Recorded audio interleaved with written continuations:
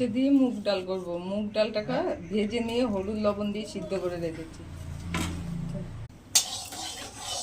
এগুলো কেটে ধুয়ে বীজ ফেলে দিচ্ছি, এই যে লম্বা লম্বা করে কেটে দিচ্ছি, ভেজে নেব। লবণ দিলাম, হলুদ দিলাম, ভাজা হয়ে গেছে। এখানটায় দুটো শুকনো লঙ্কা দিয়ে একটু রাঁধুনি ফোড়ন দিলাম, একটু তেজপাতা দিলাম, একটু আদা কুচিয়ে রেখেছিলাম দিয়ে দিলাম।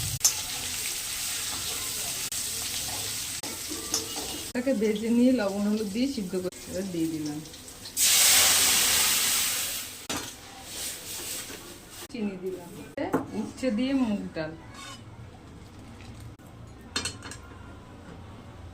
রাঁধুনি ফোড়ন দিতে হবে। উচ্ছে দিলে রাঁধুনি ফোড়ন দিতে হবে ডালে।